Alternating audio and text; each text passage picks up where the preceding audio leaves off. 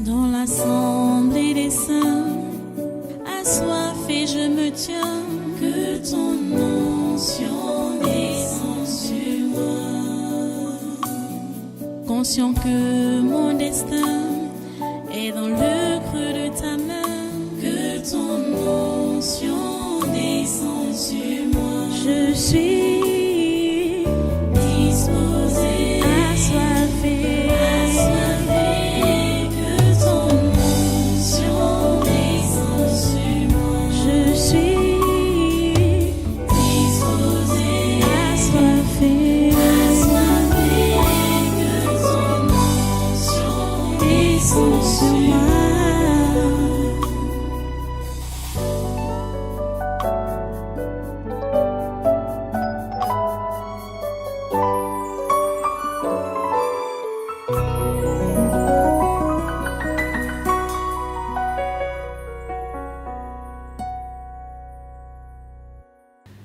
Ouais. Aujourd'hui, le diable, ça dit, le mysticisme n'est même pas avec eux. Mais ils forcent par eux-mêmes de faire les signes et les miracles. Ils mentent. Comprenez? Parce que Dieu est le Tout-Puissant. Le diable a été créé par Dieu. Et tous ces démons ont été créés par Dieu. Donc, ils ne peuvent pas être au-dessus de Dieu. Vous comprenez? C'est pourquoi il faut faire confiance à Dieu. Dieu est au-dessus de tout. Dieu est au-dessus de tout et Dieu peut tout. Il dit lui-même dans sa parole que rien ne lui est impossible. Vous comprenez?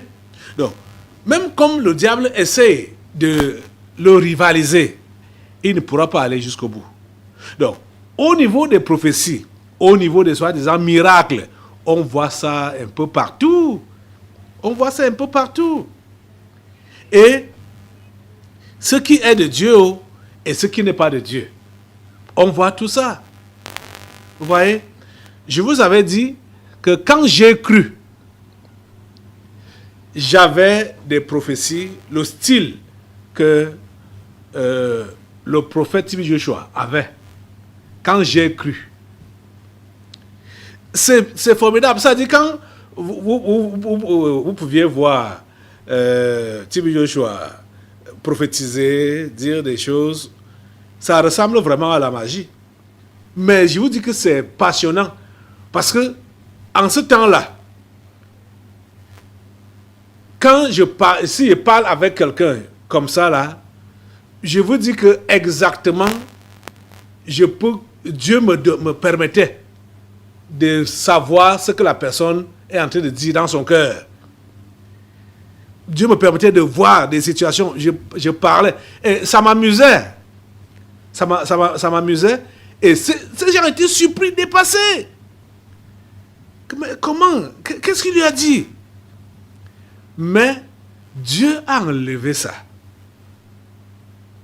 Donc, maintenant, c'est occasionnellement que je peux voir des choses. Occasionnellement que je peux voir des choses. Vous voyez? Mais qu'est-ce que Dieu a mis en place?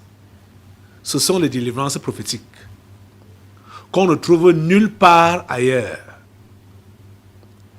Déjà, ce n'est pas évident de gérer ça. Ce n'est pas évident de gérer ça. Et pourquoi est-ce que Dieu a choisi ce phénomène? C'est parce que les autres phénomènes, les autres domaines étaient déjà pollués. Les miracles, les prophéties, c'était déjà pollué. Avec beaucoup de fabrication, beaucoup de faux, beaucoup. Et vous voyez que même au niveau des délivrances prophétiques, il y a certains que, ça dit, comme la chair de l'homme ne veut pas aller, ne veut pas se soumettre. Vous voyez qu'il y a certains qui font les démons pour vouloir aussi faire les délivrances prophétiques, qu'on croit que c'est des délivrances prophétiques. Ce n'est pas facile. Je vous dis que ce n'est pas facile. Vous comprenez? Mais Dieu a choisi ce système parce qu'il sait que c'est un système inimitable. On ne peut pas imiter ça. Dieu le sait. comme il a fait avec Moïse, que les magiciens de Pharaon, ils imitent, ils arrivent à un niveau, ils sont bloqués. Donc Dieu a vu que les agents de Satan, lui-même, il donne des prophéties à ses serviteurs, ceux qui sont les vrais. Et comme maintenant là, il n'y en a plus vraiment. Mais ceux de Satan font aussi la même chose. Dieu a donc préféré passer par ce phénomène qu'on appelle des délivrances prophétiques. Donc ce signe, par ça, ce sont des signes que Dieu est en train de montrer. Et vous voyez que au niveau des enfants, avec Moïse, au niveau des enfants d'Israël ici là, les anciens étaient d'abord les premiers à voir. Les anciens étaient les premiers à voir et à confirmer que Dieu nous a visités réellement. Quand je méditais sur ce texte et sur ce phénomène, j'ai dit, je comprends donc. Pour nous, ici au Tabernacle de la Liberté, c'est le manque de maturité qui dérange plusieurs. C'est pourquoi ils ridiculisent les œuvres du Saint-Esprit faites en ce milieu. Les anciens, au temps de Moïse, ils ont vu les œuvres du Saint-Esprit par Moïse et par Aaron, et la Bible nous dit qu'ils ont cru. Ils ont cru. Vous pouvez donc comprendre que ils savaient, à partir de là, ils savaient que la délivrance était assurée et ils ont vu la délivrance. Vous voyez? Donc, au niveau des signes que Dieu a eu à faire en Égypte, ils n'ont pas douté aux signes, ils ont cru aux signes. Ils ont cru aux signes. Ce à quoi ils ont douté, c'est la qualité de vie. Ils ne savaient pas que quand Dieu délivre, on peut encore passer par des tribulations. C'est ça qu'ils ignoraient. Parce qu'ils n'avaient pas encore expérimenté ça. Ils n'avaient pas expérimenté ça. Que Dieu délivre, mais tu passes encore par des tribulations. Tu passes encore par des épreuves. Tu dis, mais c'est donc quelle délivrance. Et comme ils avaient tellement souffert pendant des générations, ils sont nés esclaves. Donc quand Dieu leur a parlé de délivrance, et ils croyaient que déjà là, ils vont, ce sera le paradis. Donc ils avaient la compréhension des faux messages que les faux prophètes donnent aujourd'hui. Que quand tu crois en Jésus, c'est le ciel sur la terre. Oui, tu deviens riche, tu deviens donc comme celui-ci qui est venu avec, dont on a parlé à la prière là, qui est venu avec son jet privé, donc il fait donc des séminaires plus sur la prospérité, donc comment être prospère, machin, et c'est pour escroquer l'argent des pauvres, pour escroquer l'argent des pauvres. Vous voyez? Donc, ils n'ont pas compris qu'on peut voir les miracles de Dieu, sauver par le miracle de Dieu, mais on passe encore par des épreuves. On passe par le désert. Ils n'avaient pas compris ce phénomène-là. Mais Dieu les a fait passer par là. Il leur a fait vivre ça pour nous aujourd'hui. Pour que nous soyons enseignés, que nous soyons instruits. Et que nous sachions que Dieu ne s'arrête pas sur le miracle au niveau du sensationnel, mais Dieu veut nous former et nous forme en nous faisant passer par des épreuves. Mais ce que Dieu veut d'abord, quand il veut engager une grande délivrance, il veut que ceux qui sont mûrs puissent comprendre, puissent croire et supporter le travail qu'il entame et qu'il engage. Et c'est ça qui s'est passé avec les enfants d'Israël ici là. Les anciens ont vu les signes et les anciens ont cru. Verset 29, Exode 4. Moïse et Aaron poursuivirent leur chemin et ils assemblèrent tous les anciens des enfants d'Israël. Aaron rapporta toutes les paroles que l'Éternel avait dites à Moïse et il exécuta les signes aux yeux du peuple. Et le peuple crut. Vous comprenez? Et le peuple crut. Le peuple n'a pas ridiculisé ces signes. Il n'a pas ridiculisé les œuvres du Saint-Esprit. Le peuple crut. C'était des anciens. Ils avaient raison de croire parce qu'ils étaient mûrs. Tu comprends que tu as besoin de mûrir. Mûrir, c'est pas avoir 50 ans, 60 ans, 100 ans. C'est pas ça. C'est la maturité spirituelle.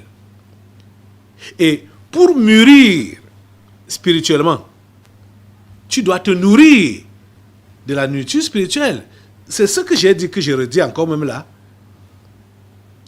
Que ce qui fait à ce que beaucoup soient instables dans leur marche, soient ébranlables devant les épreuves, c'est le manque de la parole. Donc le manque de la nourriture, ils ignorent la parole. Ils ne connaissent pas ce que Dieu a prévu pour eux.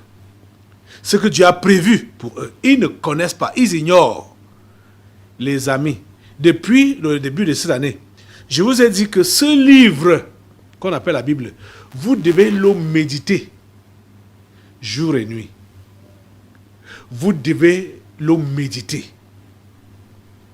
Vous devez le maîtriser. C'est là que Dieu nous a tout donné. Il nous a tout dit. Tu es enseigné, instruit par ce livre. Tu ne seras pas ébranlé par les épreuves ou les situations. Rien ne va te surprendre. Parce que Dieu a tout prévu ici, là.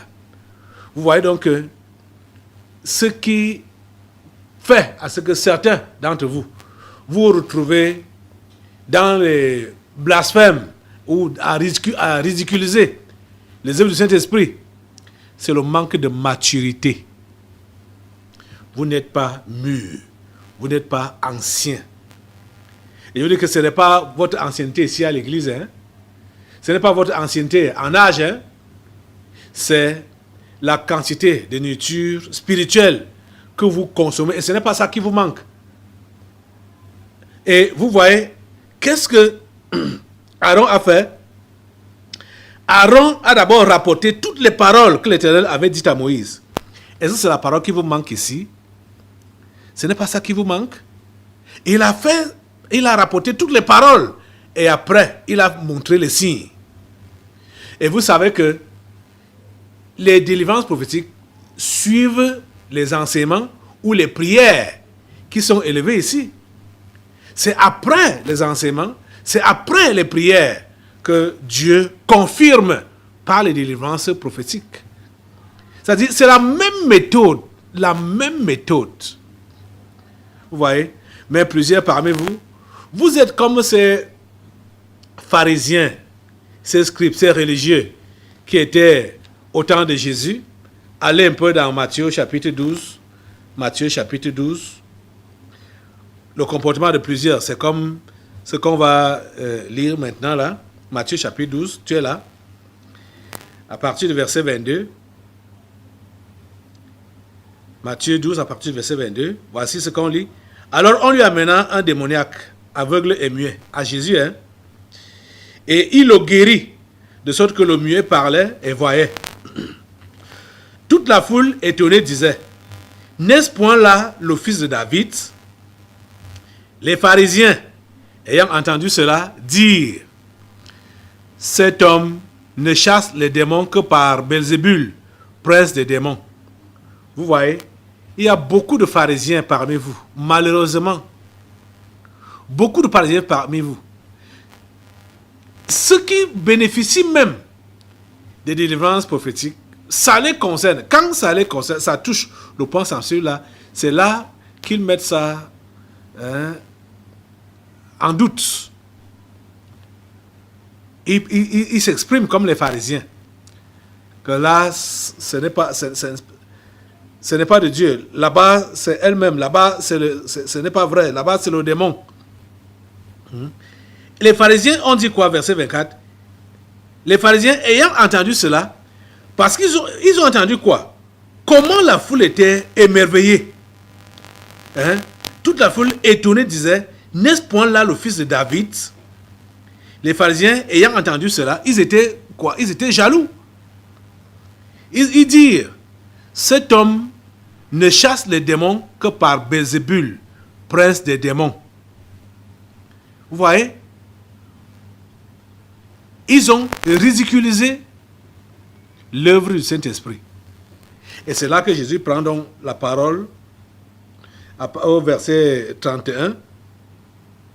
Il dit, d'abord, déjà même au verset 30, il dit, celui qui n'est pas avec moi est contre moi, et celui qui n'assemble pas avec moi disperse. C'est pourquoi je vous dis, tout péché ou tout blasphème sera pardonné aux hommes, mais le blasphème contre le Saint-Esprit, contre l'Esprit, ne sera point pardonné. Quiconque parlera contre le Fils de l'homme, il lui sera pardonné, mais quiconque parlera contre le Saint-Esprit, il ne lui sera pardonné, ni dans ce siècle, ni dans le siècle à venir. Vous êtes en train de comprendre? Et c'est pourquoi je vous ai dit, je vous ai encore bien expliqué que ridiculiser consciemment les œuvres du Saint-Esprit dans le but d'empêcher aux autres de croire en Dieu, c'est cela le blasphème contre le Saint-Esprit. Je sais que certains, Dieu même le sait aussi, que certains d'entre vous, vous pouvez vous retrouver dans le péché du blasphème contre le Saint-Esprit sans que ce soit dans votre conscience. Mais parce que vous avez été entraîné par les autres. Mais quand c'est fait dans votre conscience, que consciemment, et que vous avez un objectif, vous ne voulez pas que les autres croient à ce que le Saint-Esprit a fait, c'est là que vous êtes en train de blasphémer. Et vous voyez que si vous poursuivez les autres dans leur blasphème, dans leur état d'esprit, à ridiculiser les œuvres du Saint-Esprit, quand ça devient pour vous une habitude, vous allez désormais faire ça avec votre conscience. Et vous serez en train de blasphémer. Qui va vous pardonner ce péché-là? Qui va vous pardonner cela? Jésus a dit que ni dans ce siècle, ni dans le siècle à venir, personne ne peut recevoir le pardon du blasphème contre le Saint-Esprit. Et blasphémer contre le Saint-Esprit, c'est ridiculiser consciemment ses œuvres dans le but d'empêcher aux autres de croire en Dieu. C'est ça, blasphémer contre le Saint-Esprit.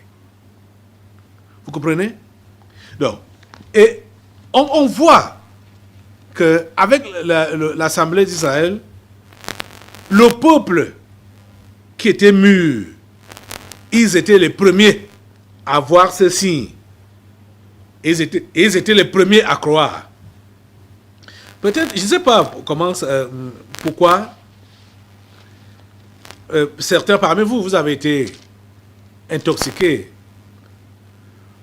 ou parce que on a commencé à voir les signes, ces signes du Saint-Esprit, tous, c'est-à-dire, je ne sais pas si on peut appeler les anciens, les anciens, pour parler anciens, qu'ils sont là depuis longtemps, pas dans le cadre de la maturité, et les nouveaux, et même des incroyants, c'est-à-dire ceux qui sont païens là, ces œuvres du Saint-Esprit, qu'on appelle aujourd'hui les délivrances prophétiques, ça nous a tous surpris. Ça n'a pas été fait dans le secret comme avec Moïse.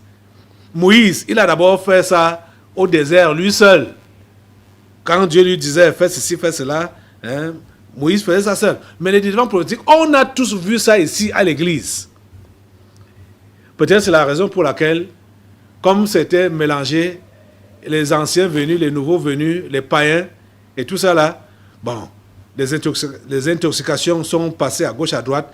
Le Seigneur a même permis que je puisse comprendre le phénomène et maintenant mettre en garde et avertir que s'il vous plaît, n'acceptez pas des entretiens qui tournent autour de ce phénomène qu'on ne maîtrise même pas encore très bien.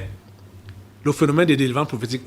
N'entretenez pas des conversations autour de ça. Parce qu'on ne maîtrise pas ça. On ne sait pas comment Dieu fait.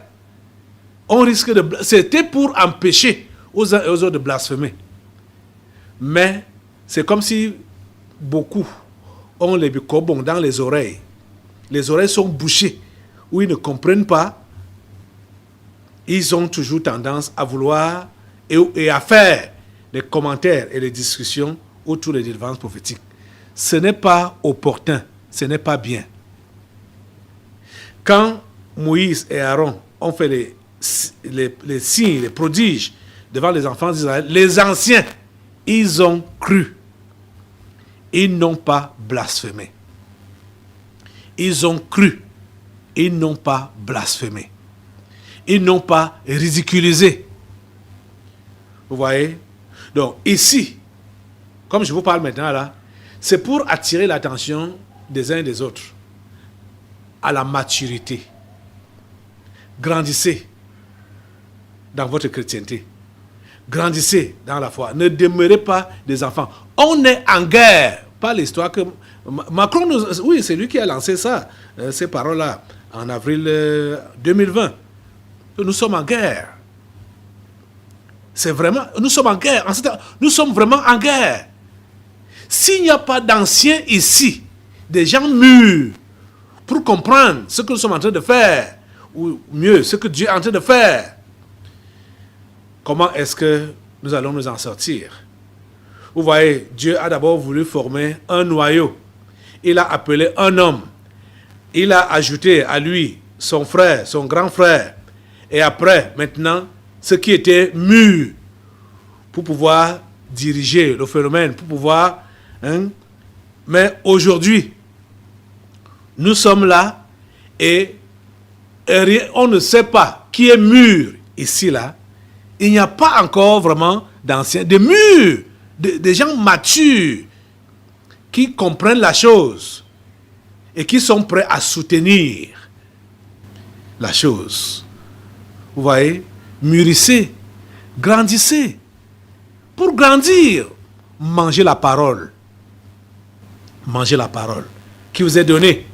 Mangez-la. Ne la critiquez pas. Mangez-la. Consommez abondamment. C'est ça qui va vous faire grandir. Vous voyez, je sais que beaucoup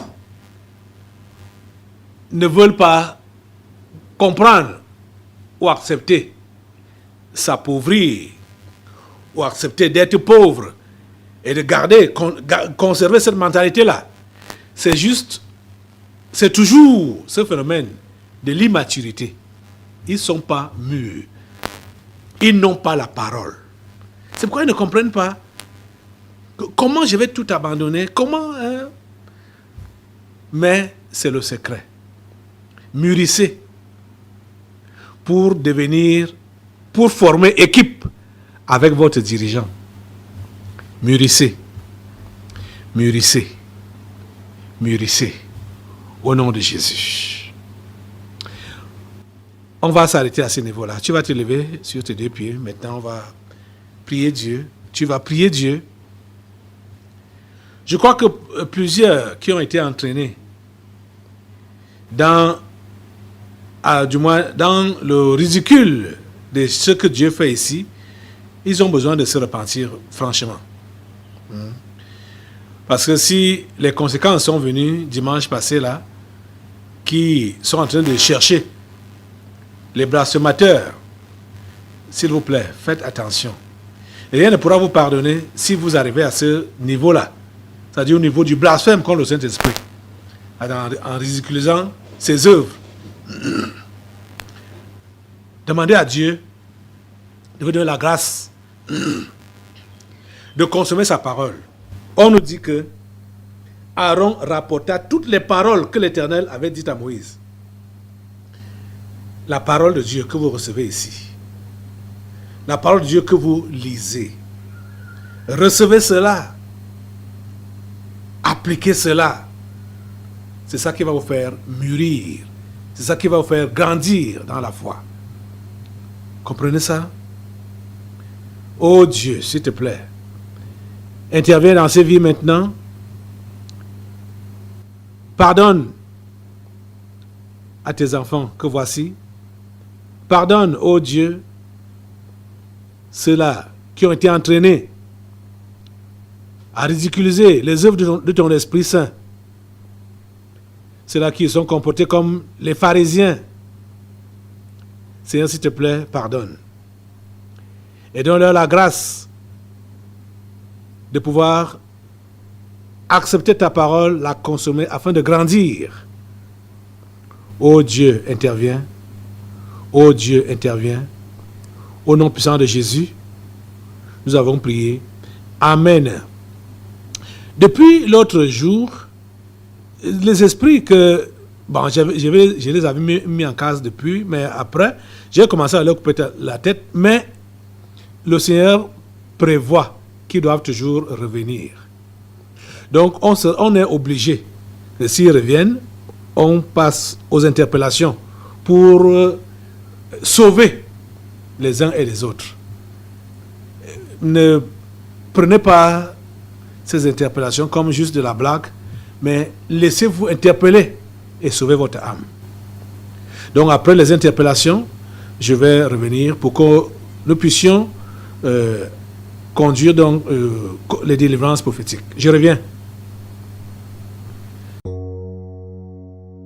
Dans l'assemblée des saints, assoiffé je me tiens, que ton onction descende sur moi. Conscient que mon destin est dans le creux de ta main, que ton onction descende sur moi. Je suis disposé, assoiffé, que ton onction descende sur moi. Je suis disposé, assoiffé,